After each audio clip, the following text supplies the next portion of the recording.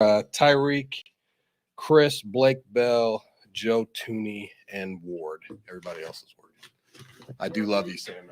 Sharon Reed, yes.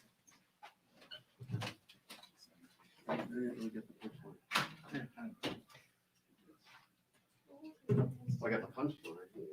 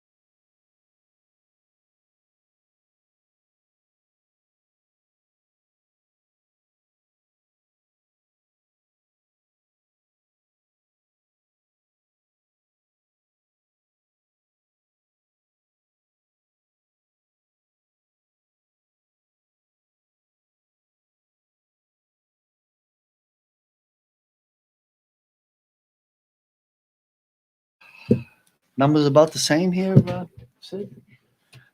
I like as I walked in here now because I haven't seen a lot of masks because I remember last week when one person was talking, I was looking at the wrong person. So I hope I don't do that again today. Listen, I'm just going to open it up. Obviously we're on to Washington, and happy to be doing that. We're getting ready to go out here for a Thursday practice. With that, I'll just open it up. Let you fire away. Coach, obviously used to be a former coach. Obviously, you watch the film.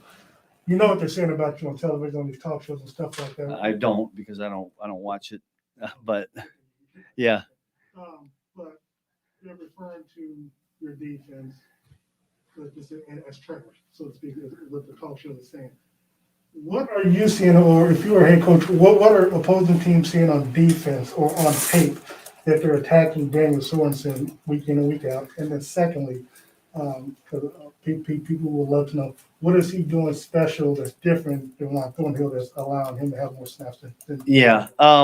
First of all, it's not about one guy. I mean, you started the question with it's an overall, we haven't been good. That's a true statement. That's reality. To focus on one person, I don't think is fair. Did Dan struggle a little bit last week? Yeah. In answer to your question about the more snaps and all that, we take, a guy has a starting position. We think he's been doing a good job with that. Sometimes when you have plays that to the eye of everybody in there look worse than other ones, nobody sees the plays that he's making when you're covering somebody and don't throw it there. That's always been the case. So I'm not going to go too deep into it, but I think Dan's had a lot of good snaps for us. One will play for us as well. We'll work through who's playing where, what we're doing package-wise. I'm not going to go deep into that because we're getting ready to play a team. I'm not going to tell everybody what we're doing. But I get your question. I don't know if I've answered your question, but that's about what I would say on that. Dan, that's his name has just been what's coming up on the talk show. So. Yeah, I got you. But Yeah. But to that point, it seems that as though at the line of scrimmage, the offensive line is getting more advantageous against against your front seven.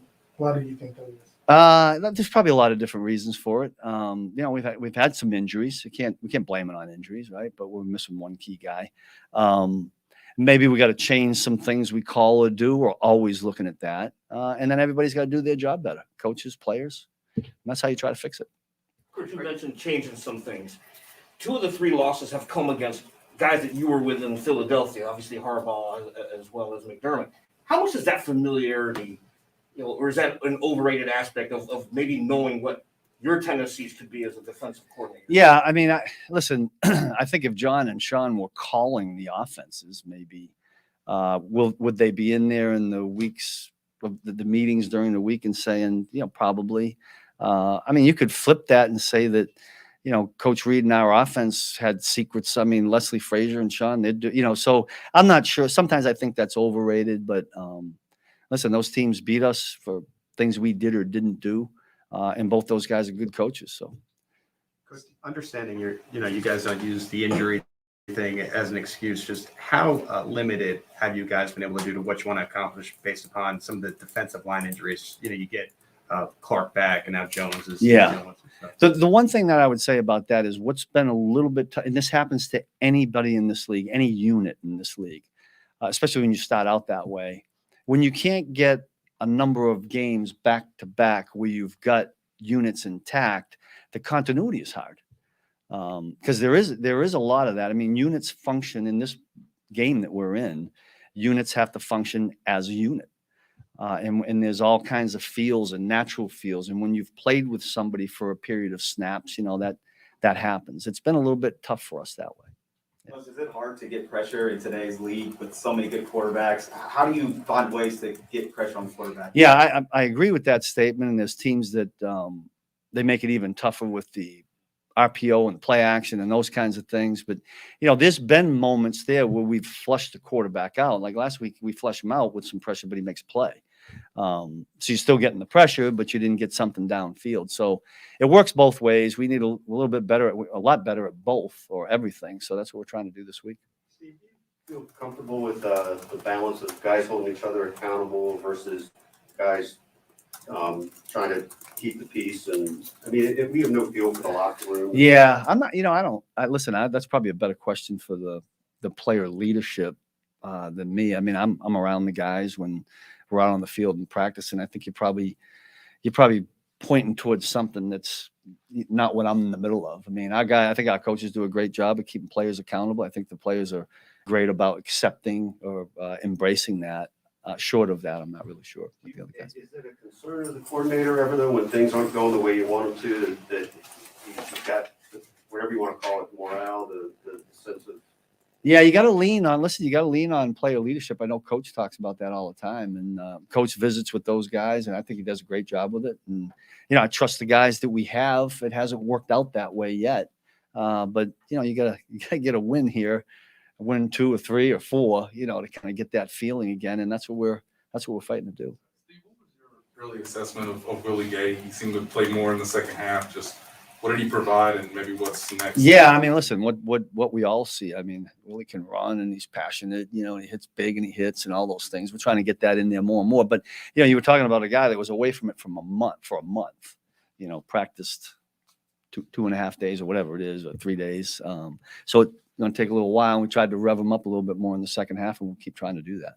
Did you guys play with where Tyrann Matthew? 2 plays where Tyrann Matthew has his hands up. I wonder if the defensive player, just the coach in general, what you think about. I'm not. I don't know the ones you're talking about. You'd have to ask him, because I mean, you can only perceive what. I don't know. You'd have to ask him what his. I guess I'm not as much interested in why it happened as much as what you think as a coach seeing it happen. And then just maybe a guy frustrated that a play happened. Listen, Tyrann's a great leader for us and a guy I lean on. So I don't think I would nitpick him for something like that. Coach, you guys had some success in the third quarter, 3 straight drives that you got stops. What are some positives you can take out of those 3 series? Yeah, I mean, it was we had the delay. You never know how you're going to come out of that in the locker room. We were sitting in there for a while, but I thought the way they came out with that intent, the adjustments that the assistant coaches made at halftime were really good. We changed some things up, made a couple of different calls, and it kind of got us going. And we had a little bit of a rhythm going there until we actually would have had it continued had the one play not happened, and that would have been an interception. It's just amazing what would have happened had something not gotten called. I mean, who knows, right? Who knows? But that's the league we live in, and you got to overcome those kind of plays. You said before that specifically that play with Chris and the penalty, or Frank and the penalty. Excuse me.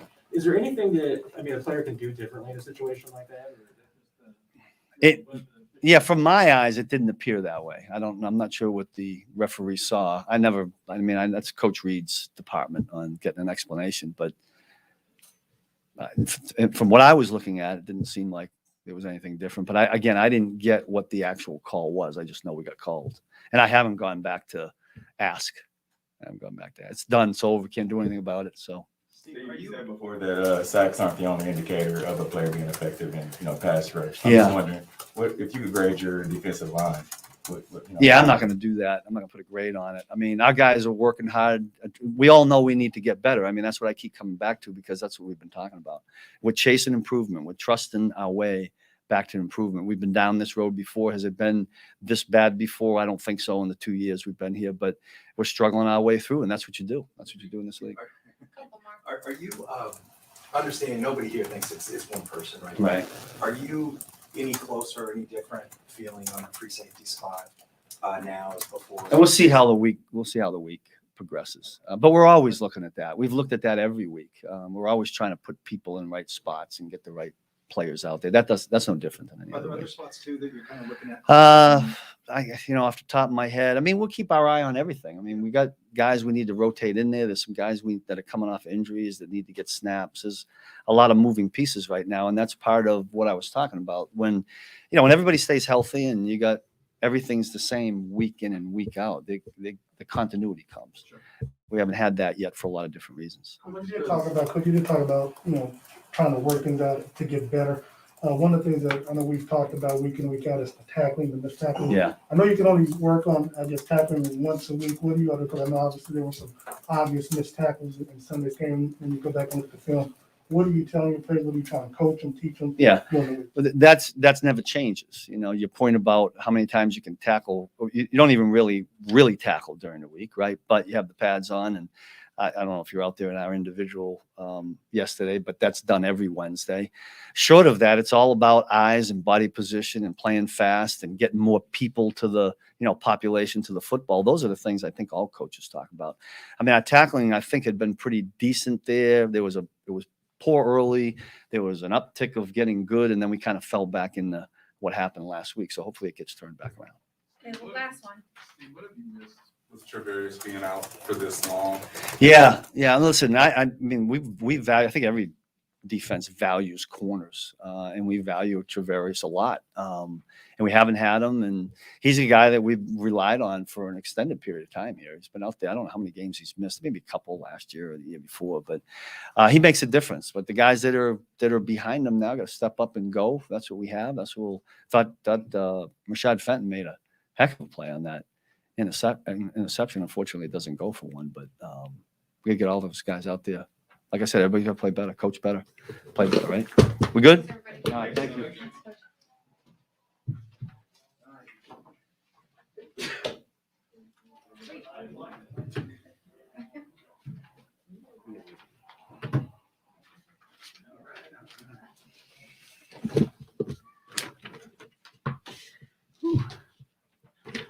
Good afternoon. Hope all is well. Hope everybody's family has remained safe through all of this stuff that we've been encountering and going through. But coming off a tough loss this week, and obviously as coaches, we're reevaluating what we do and how we do it. Also, too, our players are taking a good look at themselves.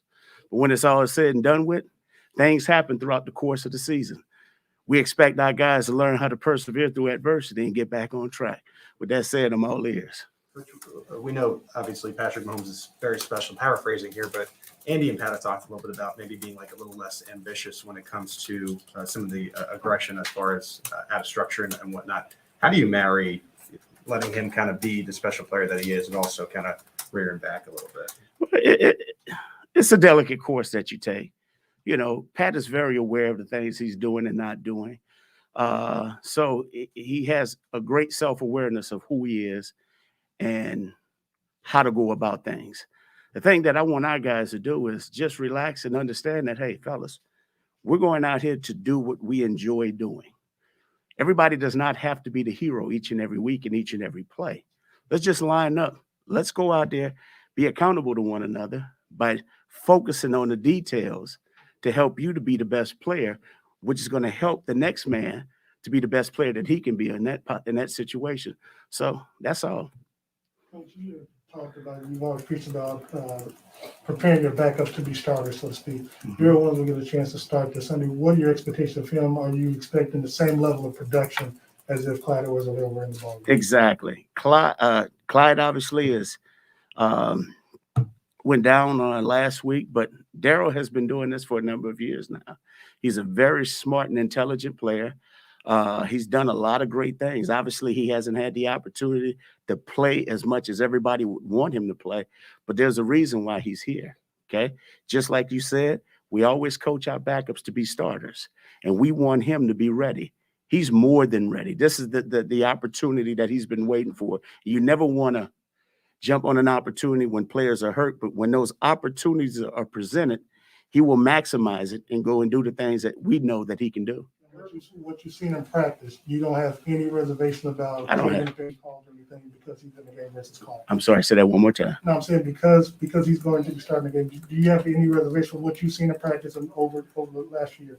You don't have any worries about the plays that you call that might call his number to run the ball or no reservations at all, none whatsoever. You said there's a reason he's here. What is the reason he's here? What has he done over the last 3-4 years since he's been here to earn a roster spot without playing a whole lot? Well, I'll tell you this. First of all, he's very smart. He has a complete understanding of what we do and how we do it, okay? On top of that, he's a great locker room guy. He's great for that room. He's a veteran player that gets it. He plays special teams, all right?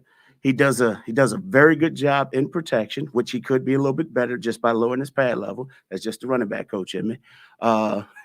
He's also a consistent runner, and he has good hands out of the backfield. So he does all the things that we ask him to do. On top of that, he's a great moral support, okay, in that room. He's a great teammate. Those are the type of people that we want on this team. So when those opportunities present itself, that guy understands what's at stake, and he knows what he needs to do in order for us to be successful. All players have their strengths and weaknesses. What with him as your feature back, what maybe do you guys gain having him in there? Well, I'll say this. We gained a guy that's been in this league, for a number of years, who's a savvy veteran that has a great understanding of how the game is played. On top of that, now, let's not forget about Jerick McKinnon. Jerick McKinnon is also a player that's been in this league for a number of years as well, and he provides a lot of tools that he can present and bring to the table. I know last week he got a number of snaps, and we thought he actually had a heck of a game for the things that we asked him to do. Eric, before the season, you had mentioned the fact that you couldn't go for the home run all the time. It seemed like you were anticipating the type of defenses that you were going to be seeing. Is that the case? I mean, what you're seeing was what you were expecting in the preseason. Oh, yeah, exactly. And you got to understand, you always take a look at, from the previous season, what were some of the games that gave you problems? Well, everybody's taking a look at what Tampa Bay did to us in the Super Bowl, okay? And so we put a number of things on tape so far this season. So teams are doing that. And the thing that we have to learn to do, and I know it sounds so simple, but we have to learn how to continue to be patient, all right? And then on top of that, we got to respect the ball. If we're being patient and we're respecting the ball, we can be as good as we want to on offense. And I think all of you are very aware of the numbers that we've put up on offense. So it's not an effort issue, okay? It's not an execution issue. We just need to make sure that we're focused on the details that are required for us to be the exceptional team that we have been. And that's just focusing on the details and making sure that we're assignment sound when needed to be. What is sort of the balance between not overhauling everything, since it is turnovers that are the construction? Just because of what you just said, it's just turnovers, And the thing that we do a great job in focusing on that throughout the course of the week. But you never want a guy going into a game feeling cramped or having that thought process on his mind. As a former player, I remember certain coaches, well, you can't turn the ball over, you don't want a runner, you don't want a quarterback going into a game, a receiver type, feeling like they can't do something. You want them to go out and do it. Now, at the end of the day, we're giving them all the physical preparation. They have to be mentally in tune and focused, all right? And they got to have the ability to sustain that amount of focus throughout the entire season. That's what makes it special, okay? So it's happened. So now, and I said this a few weeks ago, if we do this the right way, we can utilize this moment in time as a great, valuable learning lesson, because we're being humbled, and we're being humbled a lot of different ways. But it's great for our players right now to go through this. And from a teaching standpoint, no one ever wants to feel, like we have felt the times that we have this season. But if we utilize it the right way, we can grow and become better because of it. Patrick has said that. Go ahead. Eric, what's next for Josh Gordon? If last week was about getting comfortable with the guys in practice and learning, as much as he could from the playbook, what does this week present to sort of progress him in the offense? Well, first of all, we thought he did a good job for the things we asked him to do last week. And I think just getting that dirt off his shoulders, first time, possibly getting hit, being exposed in a game type atmosphere, I think all that nervousness has worn off.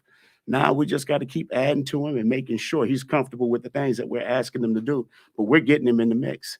And the thing is, the kid, and I said this before, the kid is a very, very intelligent kid.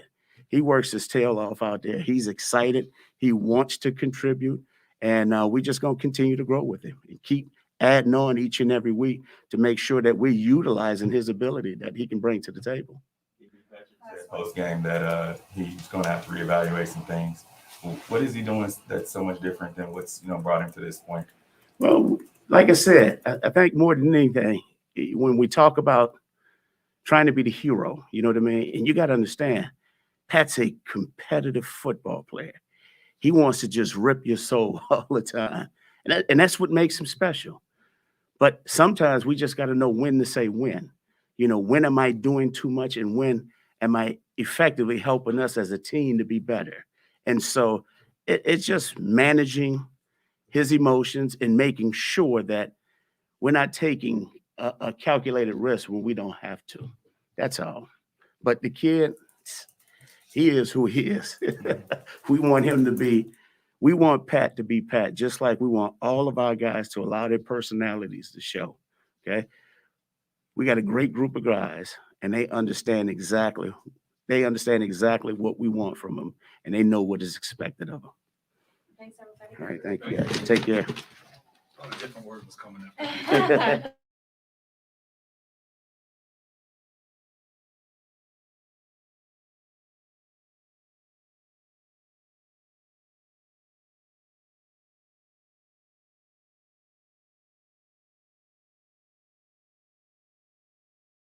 Let's roll. Coach, what do you think are the biggest things that you've missed as a defensive line coach, with Chris Jones being hurt and then Frank Clark also still trying to find his way back to being 100% healthy? Yeah, I mean, we've had some fluctuation in terms of who's available, but I have been proud of the guys that have been out there, that have adjusted different roles. Guys have stepped up. That's kind of part of the NFL season, Unfortunately, that's something you got to navigate every year, and probably won't be the last time we got to deal with some element of that. It's just part of life in 17 weeks in the postseason of the NFL. What do you got to do to get Jaron Reed going? Honestly, Jay Reed has done a really nice job for us in a number of areas. I think he's been really good in terms of communication, in terms of getting some games called in the third down stuff. He's been steady for us in the run game. I think he does, he would be one to tell you, I think all of us would tell you, there's a handful of plays that he'd like to improve on and have back. He's worked really hard at it. I'm not frustrated in any way there. I think that's headed in a good direction, and I expect that we're going to see really good play from him. How did Frank Clark look in his return last Sunday? What more expectation are you expecting against Washington? I thought he did some good things. Again, you could see some of the rust. There's some communication things that we've got to get cleaned up. I thought he had a couple of productive rushes. Again, you could see that it's been a minute since he's been out there. But his effort was good. I thought his conditioning was good. Again, I think we're at a good place. We just need to build and keep improving. I remember you were right here. I remember you. Sorry. No, you're good. Masks make it hard. Sorry. I remember you were high on Mike Dana from draft week on. What have you seen this year that's allowed him to take a little bit of a leap and really push for snaps when these guys get back in? Mike, he's just so steady. He's consistent. He does everything that you ask him to do to the best of his ability, which is at a pretty good level. And he's works his tail off. I just really pleased. He's a fun guy to have around. He's a pleasure to work with. And I would see that progression continuing with him. Hey, Brandon, can you elaborate a little bit on communication comes up a bit this season? What makes it complicated for guys that have been here? What is it that is coming up that makes that happen? Yeah, that's a great question. And, there's a number of factors, and I wouldn't say that you can put it all into one specific box, right? Certainly some of the tempo, some of the movement that the offense gives you creates some issues. Some of the personnel substitution things that offenses do create some stress. Some of the formation motions, shifts, pre-snap create that. I will say playing in Arrowhead is a great advantage from a crowd noise standpoint. One of the things we have an issue with defensively is being able to hear each other on home games because of the crowd noise. And particularly from a defensive line standpoint, it's difficult. You've got your hand on the ground. You're focused on what the offense is doing. If there's a check being made behind you, you can't see it. And you don't necessarily see the formation things at times. So you're relying on verbal communication in a lot of instances, which our second level guys do a phenomenal job. Anthony Hitchens is as good as I've been around in terms of managing the game in that regard. But it's hard, and communication is a two-way street as well. There's an element of giving that communication, and then you also got to be able to receive it. And so we work a lot at, trying to anticipate when those calls are going to come up, what scenarios are going to trigger this adjustment or that adjustment.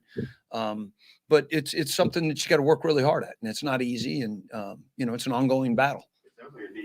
Maybe one of the hardest challenges you have. I would say it is. Yeah. I mean, and that's not unique to us. That's just, I would say, listen, offensive football in the time that I've been in the NFL has evolved tremendously, and it has given you a lot more variation, a lot more formations, motions, and adjustments that you have to deal with, which magnifies all of that communication. It does. Brendan, Steve has mentioned before, like, we fans make a lot of thing about halftime adjustments, and how it's a lot of times you guys, the assistants, giving, maybe tips or advice or suggestions to Steve. I just wonder how much of a difference was it Sunday when you're in a delay and instead of 12 minutes, you have maybe 50 minutes to put something together? Yeah, you know what? I'm glad you asked that, because I will say, and I told the group this, I was really proud of the way they handled that halftime on Sunday night. Not just the time situation, but when we came in initially, there was no panic. We obviously didn't play very well in that first half, and there were a lot of pissed off people walking in that locker room about what had just gone on. Nobody panicked. There was no argument. Guys were locked in. We made a couple of quick corrections and adjustments. I would say that all of that got done in the normal time frame that halftime would be. The extended portion of it didn't necessarily play into some of those things, but I was proud of the way they handled it. Then when it did become a little bit of a longer situation, I thought we used the time productively. We went down, we got the surface, we looked at some of more nuanced things that you don't have time to talk about in a normal halftime. I don't know that those were revolutionary in terms of how we played in that second half, but I just thought there was a really good process there. And it's a credit to the guys. It's a credit to their mental toughness. It's a credit to the leadership that we've got. And I think that'll serve us well moving forward. Roughing the passer penalty on Frank Clark, is there any teaching moment that you can take from that, or is that simply a whim of the officials moment? You know, here's what I've said, okay? In this league, they're going to protect the quarterbacks, okay? And we've coached through I can't even begin to tell you how much time we've spent looking at, okay, here's what they're calling, here's why they're calling it, all those type of things. At the end of the day, it doesn't matter what we think about those rules or how they're officiating it. We got to figure out how to do business as business is being done. And they're calling it extremely tight. We got to be able to adapt and adjust to it. And, I wouldn't just, that Frank's play on Sunday is one example. We had another one the previous week against Philadelphia that, tight call, I would argue. Listen, doesn't matter what I think. It's a matter what the official thinks. And we got to figure out how to adjust and do business as business is being done, or we're going to continue to have those self-inflicted wounds. So it is what it is. We got to coach through it. We got to play through it. We got to adapt. All right. Thanks, guys.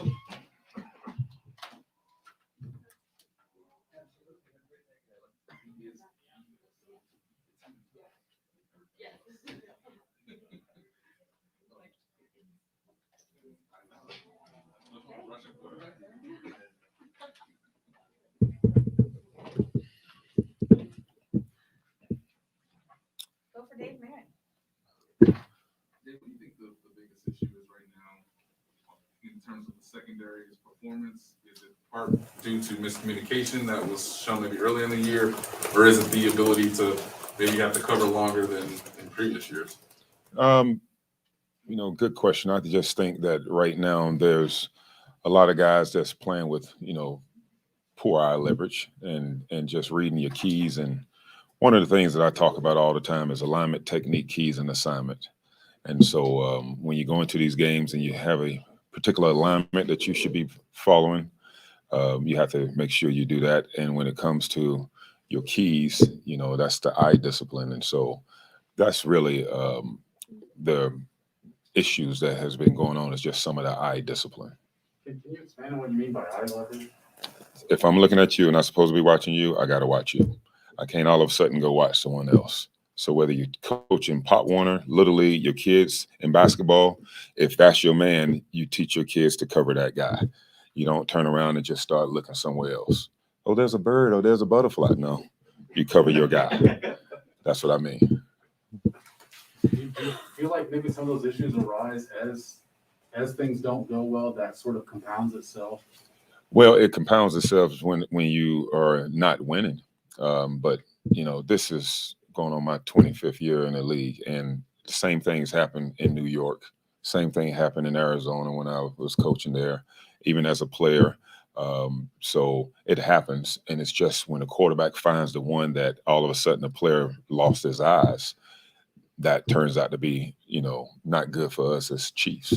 So it happens all over the league. You put on the tape, you can go from team to team, and you'll see guys all of a sudden looking at something, the coverage going another way, and the quarterback never finds that player. And so, but eye discipline and everything we do as we teach our young kids before they even come to us is everything. And so if you can get that correct, then you'll be able to play good football. Your defense and a lot of defenses, ask a lot of the free safety position. To you, at this level in the NFL, what are the key skills that you have to have at that free safety spot? One is, he has to have some instincts. This player that comes into this particular defense has to have some instincts. You go back to the beginning, Jim Johnson was my secondary coach when I played in Arizona. Jim Johnson developed this defensive style, this scheme. You go to Philly, and all of a sudden he had Brian Dawkins there. So you talking guys that have played the free safety position, even in New York when I was there, Antrell Rowe played that position for me. Landon Collins played that position for me. So that position is very key. And some of the things you're going to have to make sure that you're able to do as a free safety in this role is to make sure that you're a guy that can tackle. You're a guy that can play with good discipline, and you have to have some awareness of the pass game instinctively. So, but and you look at all those guys, each one of those guys that I named have all been Pro Bowlers, have all been, really good football players when they've played in this defense. How optimistic are you? I know Steve Spagnuolo talks a lot about explosive plays. How optimistic are you that this could be shored up in a relatively short-term fashion? I tell you, to answer that question, I would say this. When you get the guys focusing on a specific leverage point, you can shore it up real quick. Now, what your mama put in you and my mama put in me is a little different, okay? Meaning that, okay, you probably can out jump me. My vertical is probably 6 inches. Yours is probably 15 inches. I can't jump anymore. But when it comes to, if you can get the eyes to focus in, the guys, all of them to focus in on keying one thing, because if you chase 2 rabbits, you're gonna miss both of them. But if you can focus in, I use the analogy all the time in golf because I love golf. If you can pick a small target to focus in on, your success rate goes way up. Now your skill set and what you're working on as far as, your change of direction, you got to get some of that done during the week. But if you can get the guys' eyes focused on a particular point, for instance, if I'm playing man to man, my eyes are not up towards the head level or the shoulders because they shake all the time. I got to take the eyes down to the hips. And so the hips are going to allow me to find out where that guy's breaking, and then at that point, burst and accelerate.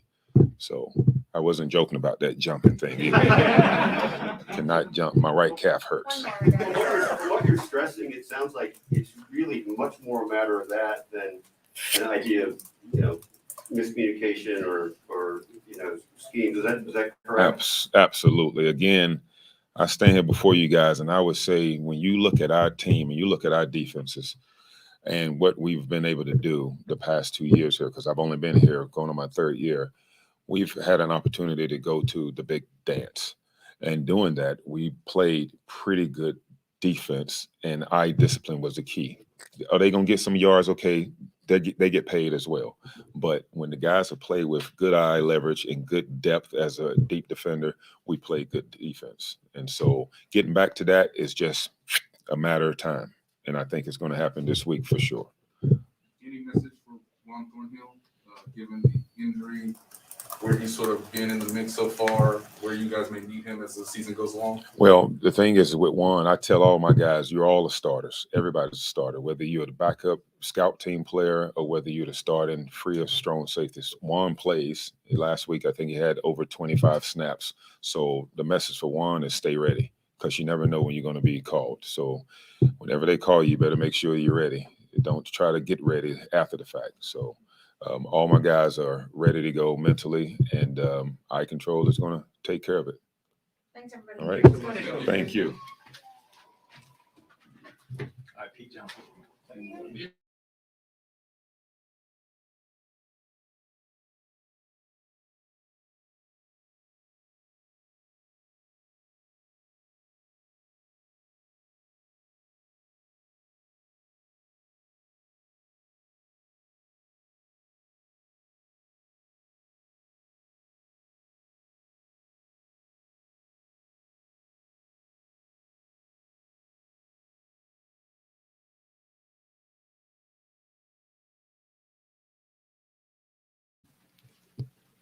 Coach, what is the biggest thing you think you've been missing from Ward, and then how do you think your guys have responded by Ward not being out there for 3 straight games? Having those reps, really when you talk about team sports and, understanding exactly what people are doing. Yeah, we can sit in an air conditioned room and enjoy the film and being able to execute, mentally, but physically getting out there and being able to do it and moving around and making those calls and being able to execute. So, with him not being out there, we're able to get those guys in there, get those reps, see the way and how, it could eventually come up within a game.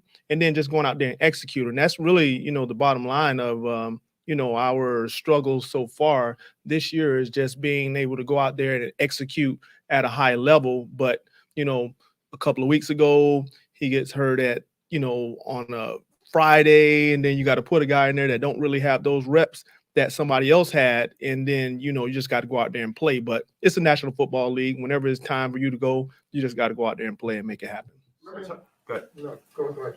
I remember talking to you last year, and you were especially high on DeAndre Baker. How much do you think maybe the injury impacted, and he's still kind of working his way through that, if at all? You know, when you're talking about injuries, I don't care what it is, you know, going and have a arthroscopic surgery, you know, it's going to take some time. And, you know, just to be able to see him come back and, you know, watching him throughout the course of the offseason, and he's sending videos showing that he was running, you know, is mind blowing. And the same thing, you know, with a few other players. But, you know, finally now he's being able to, I think, getting the strength back that he's able, because, you know, really you couldn't really put that much weight on it and be able to lift weights, squats and hang cleans and all those things that Coach Rube have you able to do. I think he's starting to finally get into it. But once again, picking him up late in the season, not really understanding our system, not really understanding our techniques, and going through, you know, the regimen that Coach Reed has, a long drive drill, you know, those different types of things. And he still really hasn't had opportunity to do it. But, you know, he's learning it, he's picking it up. And, you know, these are the guys that we have. And we just got to try to coach these guys up as much as possible and put them in a situation where he can be successful. Sam, in what ways have you seen growth in Snead's game from last year to this, or have you seen that? Oh, yeah, Snead, I mean, you know, just a different person. When you look at the NFL now, you know, majority of the time, 10, 15, 20 years ago, you know, you look at base, 2 tight ends, 2 wide receivers. So, you know, you only have 2 corners on the football field. Now you have to have 3 corners on the football field pretty much 75-80% of the game. And, you know, we brought him in, thought he'd be able to corner, got a little injury, moved him, put him at nickel, and then we was like, oh, he can really do this. So, you know, transitioning, going back and forth and having an opportunity to really learn the nickel and master that. You know, I had an opportunity to play with Sertan, who played here. He played nickelback for 5 years before he even started playing corner, and he mastered that, and then he was able to go outside. So this is something that he's been able to do, and he's doing a really good job. But the little small details of being able to move from inside back to outside, you know, he really hasn't had the outside part of it. But, you know, his mindset is built for it. You know, you're able to have a smaller, quicker guy in there, but yet and still people still run the ball in those situations. He's able to go in there and make those tackles and be aggressive at it as well. What are you asking him to do? What is that a difficult thing, playing inside, playing outside? It's a task, because now you have to play 53 and a half, you know, and you have to be really good at it. But yet and still, that's where the top wide receivers are. They put them in those positions to be able to go and make plays. So, you know, you still have to have that mind coverage position set in your head, and he has that. But yet and still, you got to have that mindset that I'm a small linebacker and I got to go and make some tackles. So, you know, his senior year, having an opportunity to play safety and coming down and making those tackles on bigger backs and tight ends, he was already mentally prepared for it. And then when we moved there, we thought that we had a pretty good player, and it has shown that he's grown in that position. As part of the offseason conversation to move him to around this whole year, Legarius still, was there a concern that overloading a guy with 2 spots might prevent him from really, really being good at 1 spot? No, I mean, because he had a lot of reps at the nickelback position last year, and then yet and still he has the opportunity to utilize the sideline when he comes back and use it when he plays at corner. So, you know, being that last year he got majority of those reps, you know, we missed Breland the first 4 games, and then he was playing corner. But when Breland came back, then we literally put him at the nickelback position, and then we was like, wow, you know, this is something really good for our entire defense. But, you know, he's mastered that position. He understands it. We're able to make all different types of calls, and we're able to rotate him at corner, put him back at nickel, but he's already mastered that. He's understand the different calls and the positions of the field that Coach Spag will make those calls. So, you know, being able for him to bounce back and forward now is just the little small details that we really have to shore up, because throughout the course of the day, he's at that nickel position and he's learning those details of how wide receivers are going to attempt to try to attack him. And that's what he's working on versus moving outside. So now, yet still being able to move out there, just got to cover, you get on that island and just do it. What'd you tell him about that Josh Allen play? It's nighttime. You can't let the ball will float on you. And being at a nighttime position like that, the ball, it'll get lost in the lights. And I think that's what happened to him. The Josh Allen run. Oh, the Josh Allen run. With that situation, you got an athletic quarterback and you're trying to, when you have a quarterback on the run, you're really trying to hammer him. And then all of a sudden he jumps over. It's just an athletic quarterback, an athletic play. So, really just keep your head up. And, it happened multiple times throughout the course of the National Football League, just because of guys understanding the quarterback, not really wanting to get those big penalties. But Josh Allen was trying to make that first down to try to keep the drive alive. Thank you.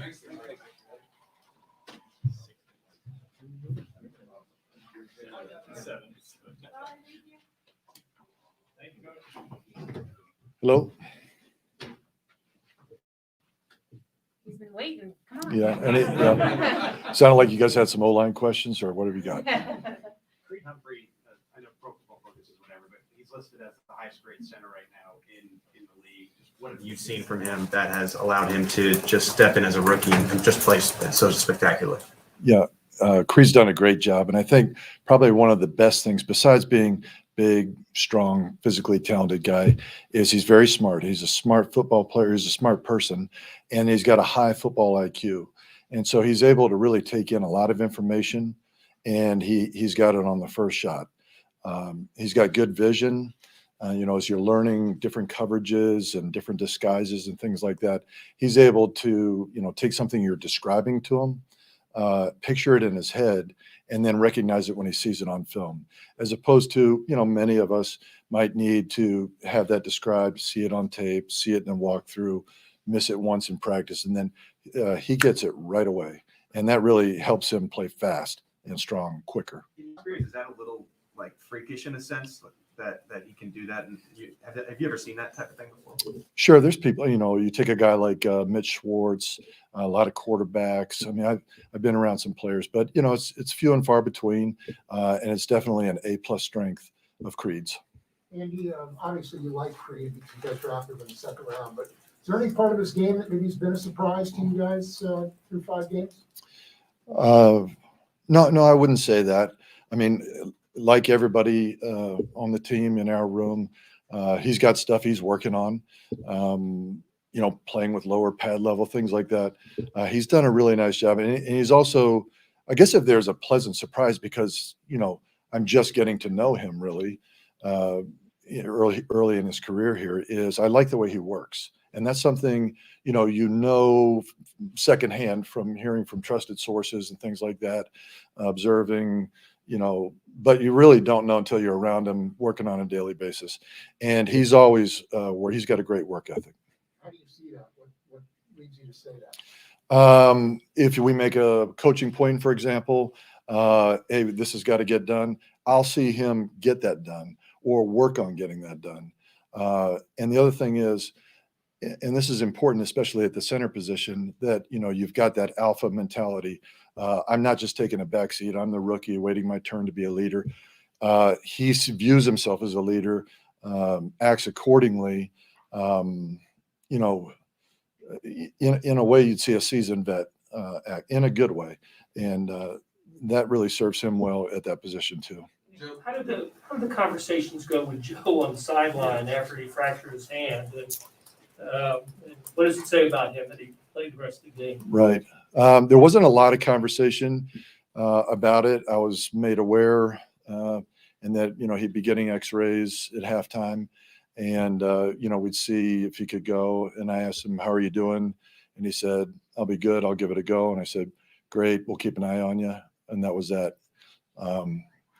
So he did a really nice job pushing through that. I'm sure it was very painful and played well. I'm sorry, your other question. Well, just managing it going forward, and I know he's missed practice this week, but it seems like a guy that would want to play. Right.